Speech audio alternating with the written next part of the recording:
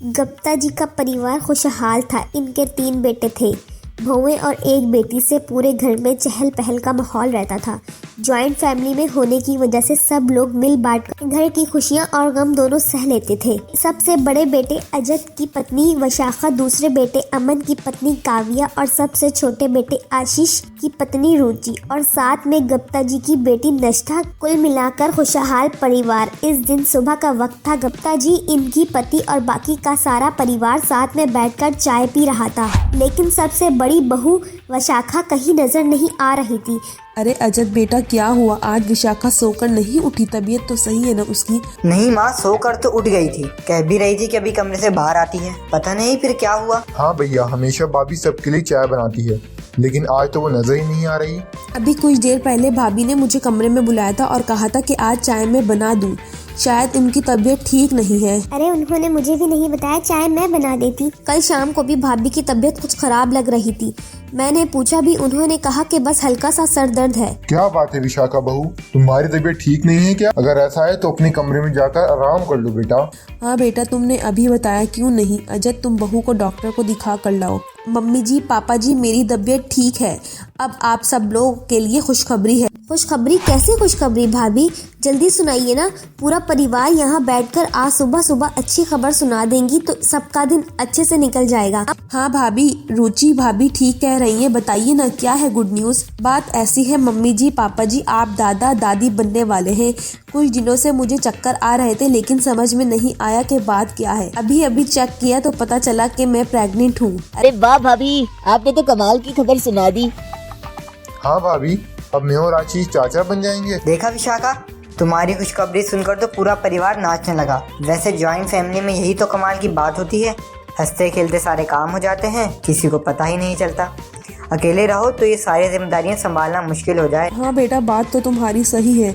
अब देखो ना, मेरे तो हाथ पैरों से कुछ होता नहीं, लेकिन रुचि और काव्या मिलकर सब संभाल लेंगी। मम्मी जी, आपकी बात बिल्कुल सही है। अगर मेरी जॉब ना होती ना, सच में मैं पूरा दिन भाभी के पास रहती। लेकिन आप तो जानती हैं, सुबह 9 बजे निकलती हूँ और शाम को 6 बजे घर आती हूँ। पर काव्या है ना। हम रुचि भाभी, आपकी बात बिल्कुल सही है, लेकिन मेरी गुड़िया अभी सिर्फ 6 महीने की है। और वैसे भी वशाखा भाभी की तो ये दूसरी प्रेगनेंसी है। इन्हें तो सब कुछ पता है। इन्हें किसी के साथ संभालने की जरूरत नहीं है। पर हाँ, अगर कभी भी जरूरत पड़ी तो मुझे पता है नष्टा चुटकियों में सारे काम कर देगी।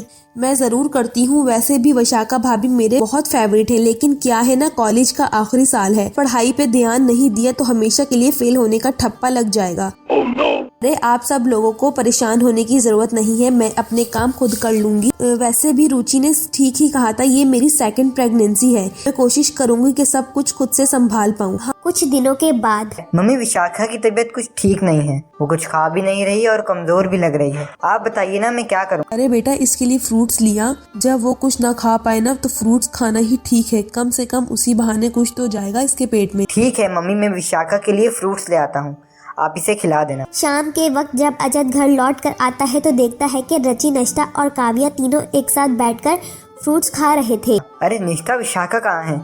इसे भी कुछ फ्रूट्स खिला दो, मैं इसी के लिए तो लेकर आया था। अब कहना क्या चाहते हैं जेठ जी? आप ये फ्रूट विशाखा भाभी के लिए लाए हैं, क्या हम नहीं खा सकते? अरे नहीं नहीं, ऐसी बात नहीं है। देखो, माँ ने कहा था कि इस हालत में, मतलब कि प्रेगनेंसी में, विशाखा के लिए फल खाना अच्छा रहेगा। तुम लोग भी खाओ, लेकिन इसे भी तो बुला लो। हमने कहा था विशाखा भाभी से, लेकिन उन्होंने कहा कि इनका मन नहीं है। भैया, भाभी का तो आप बहुत ख्याल करते हैं, थोड़ा ख्याल अपनी बहन का भी रख लिया करें। भाभी के लिए फ्रूट्स लेकर आए हैं और हम लोगों से पूछा भी नहीं, और हम लोगों ने खा लिए तो शायद आपको बुरा भी लग रहा है। तुम सब मेरी बातों का गलत मतलब क्यों निकाल रहे हो?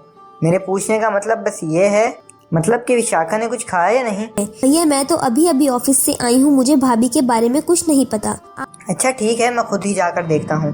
अजत अपने कमरे में जाता है और वशाखा पर लेटे हुए देखता है। क्या हुआ विशाखा, तुम्हारी तबीयत ठीक नहीं है क्या? अरे तो तुम्हें हाँ, बहुत चक्कर आ रहे हैं, कुछ ठीक नहीं लग रहा। वैसे एक बात कहूँ, आज ना मेरा सैंडविच खाने का बड़ा मन कर रहा है। घर में किसी को कह देना चाहिए था ना, कोई भी तुम्हारे लिए सैंडविच बना देता। ऐसी हालत में जो मन करे वो खाना चाहिए। भूखे रहने से बच्चे की सेहत पर बुरा असर पड़ता। किससे कहती? अजत कौन बनाता मेरे लिए सैंडविच?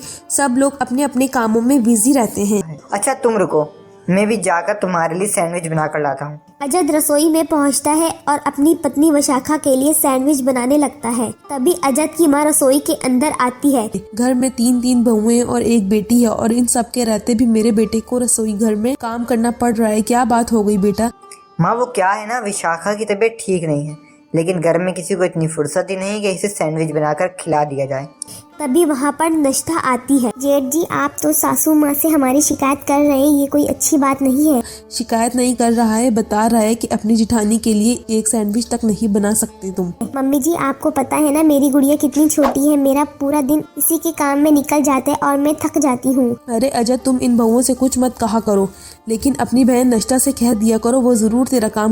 अरे माँ, वो तो खुद अपनी पढ़ाई का बहाना लिए बैठी है। भैया, मैं पढ़ाई का बहाना लेकर नहीं बैठी हूँ, मेरे कॉलेज का आखिरी साल है। अब क्या ये भी मुझे बताने की जरूरत है? हाँ, विशाखा भाभी की चिंता में आप कुछ ज्यादा ही परेशान हो गए हैं। अब तो आपको इस घर में किसी की फिक्र नहीं, सिवा विशाखा भाभी के।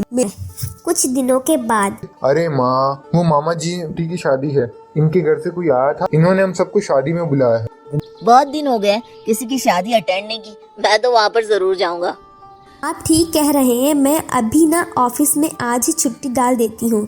पूरे सप्ताह की छुट्टी लेकर चलेंगे हम वहाँ पर। हाँ भाभी, सही कह रही हैं आप। मैं तो अपनी गुड़िया की शॉपिंग आज से ही शुरू कर देती हूँ। इसके लिए ना खूब सारी ड्रेसेस लेकर आऊंगी। मेरे भी एग्जाम से अभी बहुत दूर है, वैसे भी मुझे तो शादी का बहुत टाइम से इंतजार था।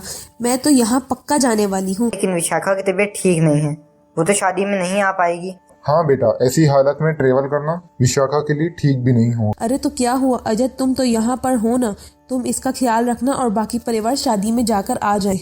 माँ, मैं चाहता था यहीं पर रुक जाएं। आप तो जानती हैं ना, मेरे ऑफिस में इन दिनों बहुत काम है, कई बार घर आने में लेट हो जाता हूँ। अगर आप शादी में ना जाए तो विशाखा को मदद मिल जाएगी। माँ, क्या अजद की माँ ने अपने बेटे की परेशानी को समझा और शादी में जाने से रुक गई? जानने के लिए देखिएगा इस कहानी का अगला भाग।